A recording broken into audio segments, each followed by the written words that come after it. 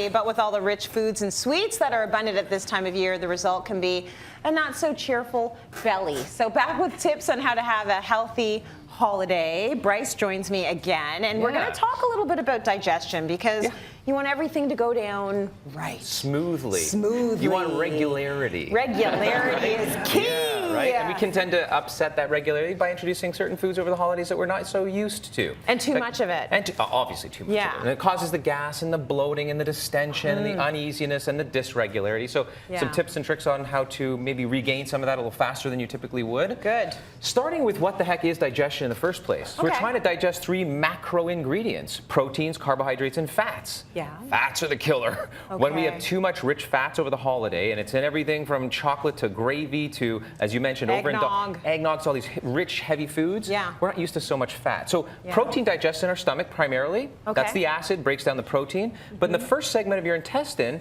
that's when amylase is squirted out.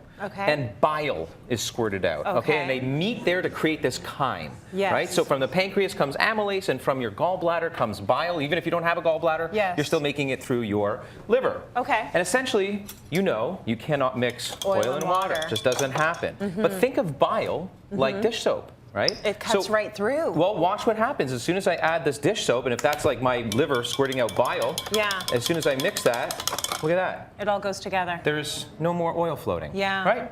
So that's what you're trying to improve. You're trying to improve your ability for dish soap to wash over your fats. How do you do that? That's a good little demonstration. I like good, that. Perfect. I came across chinar. Have you ever heard of this stuff? I think I've seen that, yes. Wonderful digestif. A lot of people don't understand the difference between digestif and aperitif. Aperitif after you eat, digestif before. Made with artichokes. This is the day of testing and trying things here. But it's an alcoholic digestif. So this is good. I'm good with this. First holiday. First thing you brought me that's good, Bryce. Thank you. He never brings me alcohol. Bring me more alcohol. I keep that as a mental note. This is good. Normally it's chocolate or some kind of fish oil. Or chocolate. You can always bring me chocolate. So this stuff is before, made with artichokes. Before. Now, here's how it works. Bitter, right? Yes, it's pretty bitter, but it's nice. So that signals the back of your tongue, historically, evolutionarily, if we ate something bitter, we'd want to spit it out for fear it was poison. Right. At the same time, your body's trying to get everything out, so it's making more bile. So that is the cholagogue, it's called, response, Fennel. Have you ever cooked with fennel? So here's a little grouping of things you want to cook more with, all right? Even if you find ways to use it. So okra? Okra, exactly. You know what this is? No. Bitter melon. That's bitter melon. Bitter melon. Is that a fruit? No, it's a vegetable. It's got but it's the vegetable family. I've never seen it. It's going to control blood sugar, but it's a lot of fiber within the mucilage category.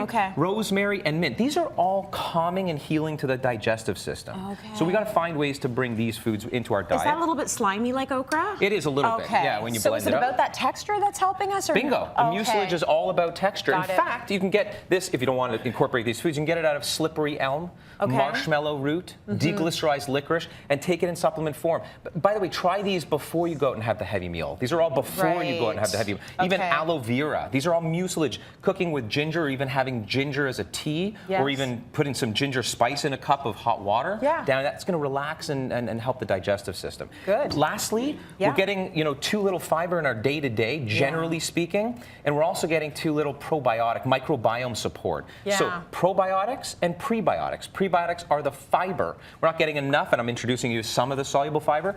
Before, or just off camera, I mixed in, it doesn't matter what of these products you purchase, but try them. It's soluble fiber with probiotics, so two together, right? Pre and pro. So when we're over-consuming all these fatty foods and all these very rich holiday foods, we're upsetting our microbiome. And it's not just about the probiotic, it's getting the prebiotic soluble fiber in there, because that is what these microbiome, these bacteria, commensal healthy bacteria, that's what they eat. They got to eat too. So you have to put the right food in there so that the right bacteria is eating it and multiplying and making everything good in there. Okay, really good tips there, Bryce.